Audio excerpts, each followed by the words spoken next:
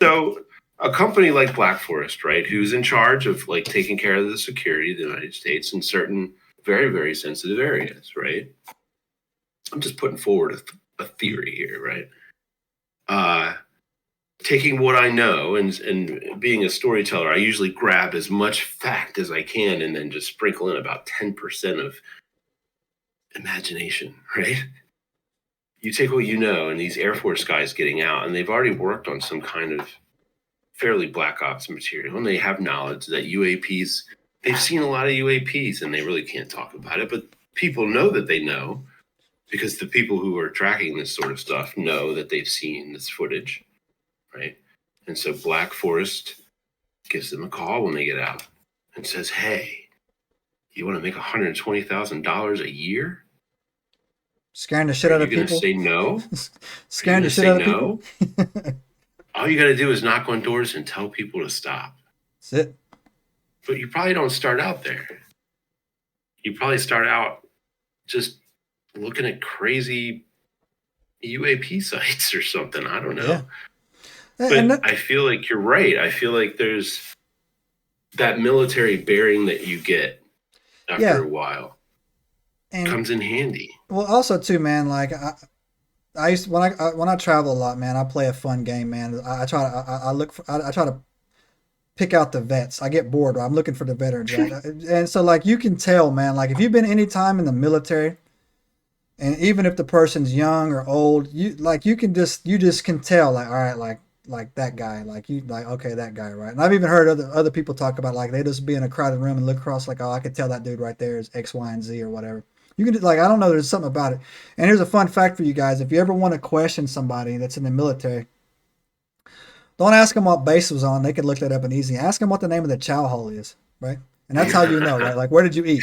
Or, yeah, where'd you eat? Yeah, so what's the best place to eat right off base? Right off base, man. That's it, man. And then like, or like another one we used to do too is we would ask them like, who was the mama san that we used to have a mama san that we all went to get our haircuts to, right? What's her name, right? So if you were there during that time frame, you know who she is, right?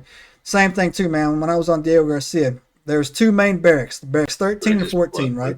And you would have thought one was the Bloods and one was the Crips. I don't know why it was, man, but if you were in barracks 14 and you were in 13, we had beef. Well, I don't even know. It didn't even require a barracks. It was just a boat. Yeah, because you used to be on this ship, and it was like if you were in that berthing over there. Yeah, so I don't like those guys. We don't like those guys. When I was on Diego Garcia, man, there was a pavilion, man, right in between like the barracks, right in between barracks 13 and 14, man. There was a pavilion there, and we're on an island, man. You can do whatever you want, man. But something about it, man. That was the line, bro. that pavilion line right there. Who was in that pavilion got to keep it. So yeah, you can just tell, man. So when I hear these stories about them showing up, about them talking, this makes me feel like that they're probably Air Force guys or probably, like you said, contractors to get out or whatever. But yeah, I mean, like, and another thing too is that the first and I actually have another reasoning behind that. The very first story of Men in Black came out right around the same time the Air Force started Operation Blue Book, where I think it was Blue Book, where they were investigating things, and that's been like, all of a sudden MIB started showing up. Like, all right, so obviously there was something going on with that. But anyways, well, I mean, yeah, if you have a secret to hide, right, and it's a big secret,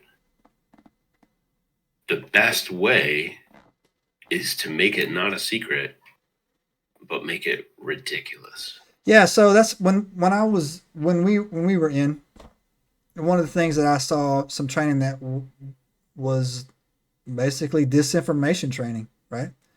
And at the time it would be something specific like, oh, hey, look, this happened in a certain province, and you'd be like, oh no, it didn't.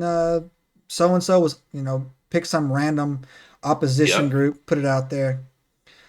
So yeah, man, and that's why I thought the National Enquirer for the longest time was a government asset, because they would I don't know why, man. That's how my mind goes.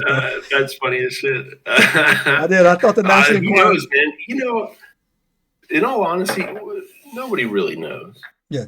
Subscribe now and turn on the notifications to join us on this extraordinary journey into the unknown.